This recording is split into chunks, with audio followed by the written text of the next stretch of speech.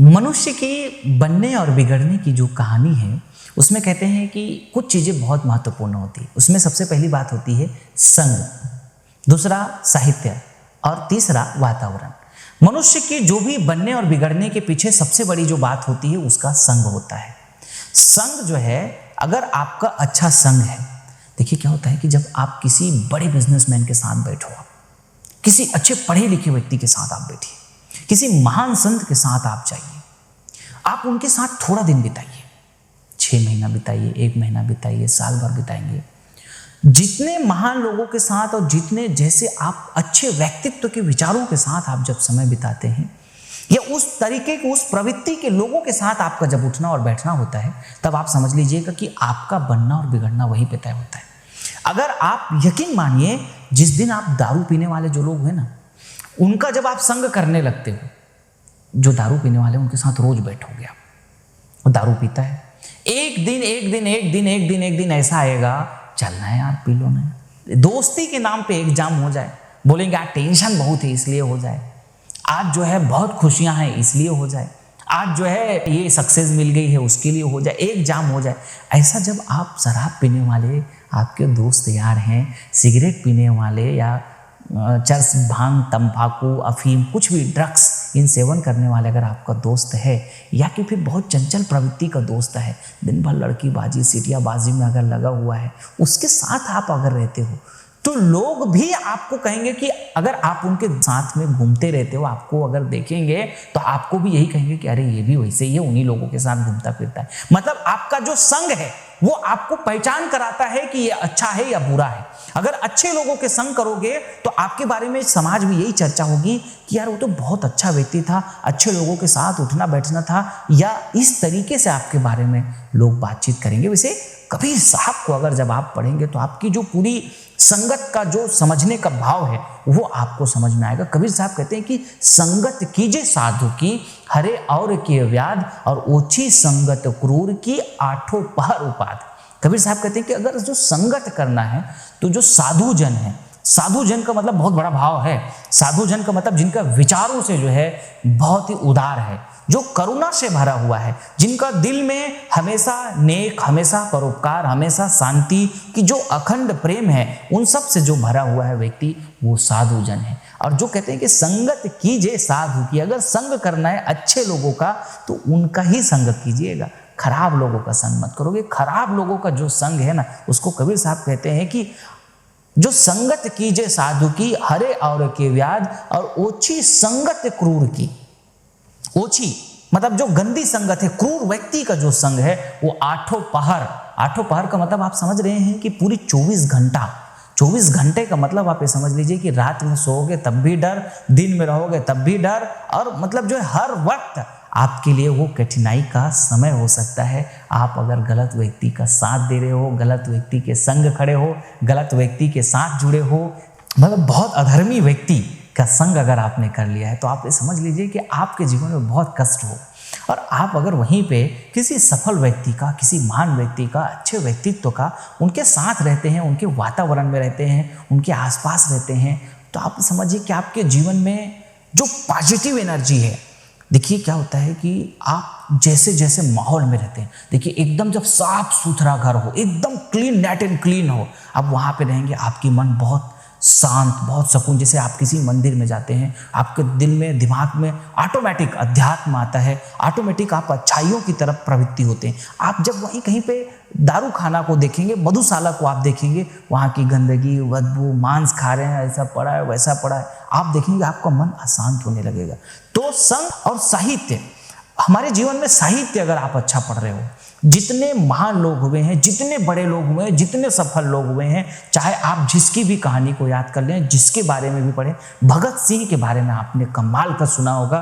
भगत सिंह को जिस दिन फांसी होनी थी उस दिन भी वो पुस्तक को पढ़ रहे थे, वो भी क्रांतिकारियों के पुस्तक को पढ़ते थे, ताकि उनसे मुझे मोटिवेशन मिलता रहे, और आज का भी जो जीवन है उस दिन भी मैं कुछ अच्छे ग्रंथ को मैं पढ़ता हूँ करके। क्या कमाल का नेतृत्व रहा था भगत सिंह का इस देश को आज़ाद करने के लिए। शायद अगर भगत सिंह ना होते, भगत सिंह जैसे क्रांतिकारी ना होते तो शायद देश में आग न लगता और शायद भारत ना आज़ाद होता। हमारा ये देश भगत सिंह जैसे क्रांतिकारियों का देश है। उनका संग वैसे लोगों का होता था। भगत सिंह के संग में कौन, देखो दोस्ती की क्या कमाल की मिसाल रही है।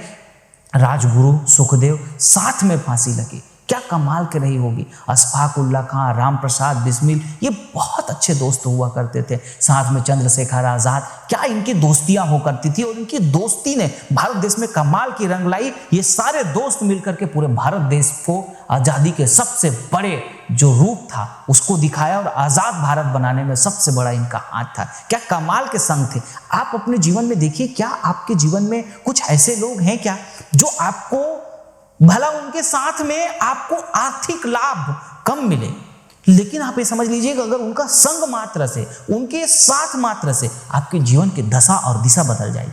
आप वहीं पे अगर आप खराब व्यक्ति के साथ कर लो, जो व्यक्ति खुद ही भ्रष्ट है, जो व्यक्ति खुद ही आलसी, जो व्यक्ति दिन भर कुछ काम नहीं करता, उनके साथ अगर आप ताश खेलने में लगे हो, पत्ता फेंकने में लगे हो, आप क्या कर पाएंगे जीवन में। और देखिए जो व्यक्ति दिन भर बिजी है, कुछ न कुछ काम कर रहा है, वो व्यक्ति आप देखेंगे अपने जीवन में जो सर्वश्रेष्ठ उपाधियां हैं, जो सर्वश्रेष्ठ काम होते हैं उसको कर दिखाते हैं और उनकी दुनिया यशोगान करते हैं और पूरी दुनिया में उनकी चर्चा होती है। कबीर साहब संगत को लेकर के बहुत ही और कमाल की बात कहते हैं कि संगत से सुख उपजे, कहते हैं कि संगत से सुख उपजे, कुसंगत से दुख हो, कही कबीर तहां जाइए जहां अपनी संगत हो।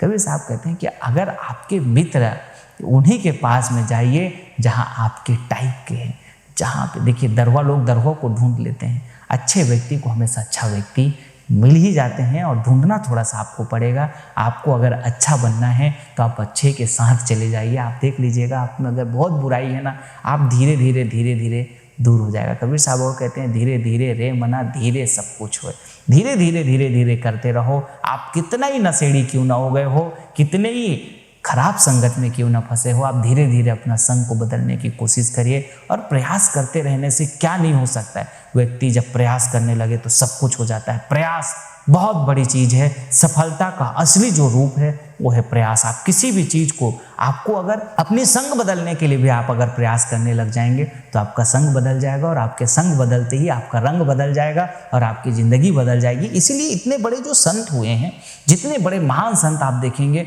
सब ने जो है संगत की बात कही है। चाहे वो गोस्वामी तुलसीदास जी हो, चाहे वो कबीर साहब रहे हो, चाहे फिर जो है जितने बड़े महान पुरुष को आप अगर देखेंगे, सब ने ज़्यादातर संग की बात कही है। और जितने भी जो मोटिवेशनल स्पीकर्स हैं, जो लोग पढ़ते हैं, समाज को सुनाते हैं, जो राह दिखाने वाले लोग हैं, उनका भी मानना है और मेरा भी मानना है कि अगर आपका संग अच्छा है और आप दिल से अच्छे लोगों का संग करते हो, उनके पास अगर उठना बैठना है, तो आप एक चीज़ तो बिल्कुल मान के चलिए कि उनकी जो पॉजिटिव थिंक है, उनकी जो पॉजिटिव सोच है और उनकी जो देश को लेके, समाज को लेके, राष्ट्र को लेके, अपने परिवार को लेके, अपने समाज को लेके उनके जो विजन होते हैं अच्छे लोगों का, वो विजन बहुत कमाल की होती है। और उस विजन में अगर आप भी शामिल हो जाते हो, चाहे देश की बात हो, समाज की बात हो, राष्ट्र की बात हो, तो आपकी भी साथ में यश और कीर्ति जरूर होती है। तो मैं तो आप सबके साथ में यही कहूँगा कि आप अपने संग को बदलिएगा और अपने अच्छे संग के साथ, अच्छे लोगों के साथ में मिलजुल करके समाज को, इस देश को, इस राष्ट्र को बदलने में अपनी भी भूमिका निभाइएगा।